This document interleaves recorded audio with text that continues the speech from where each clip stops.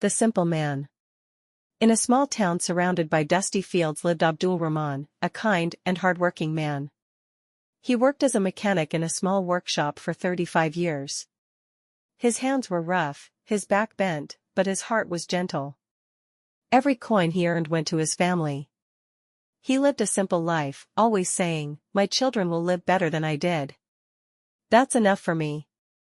He had 2 sons, Hamza and Usman, and 1 daughter, Aisha.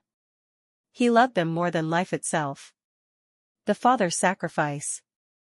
When Hamza wanted to study in the city, Abdul Rahman sold his old motorbike. When Usman needed money to start a small business, he mortgaged their house.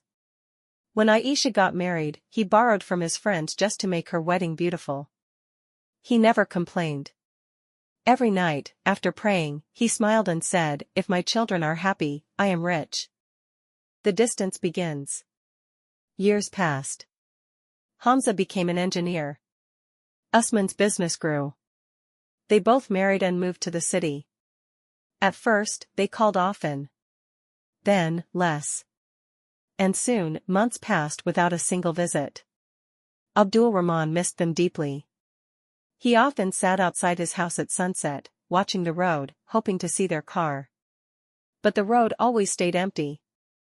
The loneliness. Aisha lived nearby and visited sometimes, bringing her children to play. But the house that once echoed with laughter was now silent. One day, his neighbor asked, "Cha-cha, why don't your sons come to see you?" He smiled softly, hiding the pain in his eyes. "They're busy, life in the city is hard." That night, he sat by the old lamp and stared at the family photo, their smiles frozen in time. He whispered, "You all promised to visit every Eid." The letter that never came. Abdul Rahman began writing letters, long, emotional ones. He never got a reply.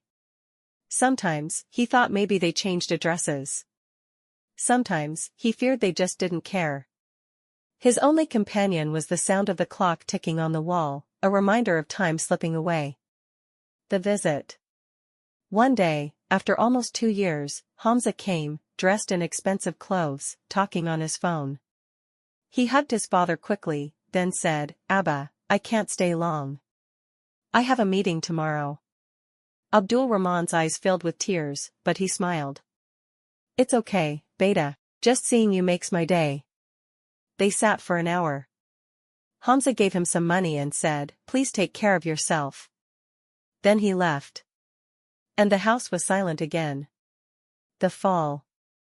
Winter came. One night, Abdul Rahman fell in the courtyard. His neighbor found him the next morning and took him to the clinic. The doctor said, "He's old, weak, and needs family care."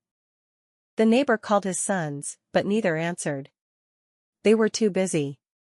Aisha came running, crying. She sat beside her father, holding his hand.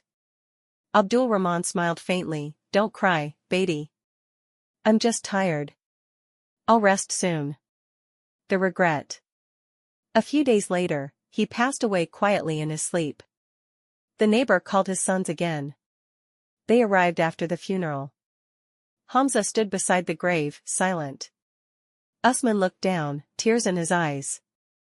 Aisha said softly, "He waited for you every day."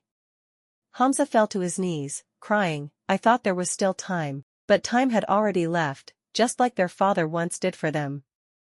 The realization. Weeks later, while cleaning the old house, Aisha found a small box. Inside were all the letters Abdul Rahman had written, never sent, never read. Each one ended the same way, "May Allah protect my children. I love you all." She gave them to her brothers. They cried for hours, realizing they had forgotten the man who never forgot them. Blossom moral: a father's love is quiet but endless. He may not say much, but he sacrifices everything. Never forget the man who built your world with his broken hands. Sparkling heart. End of story. A forgotten father.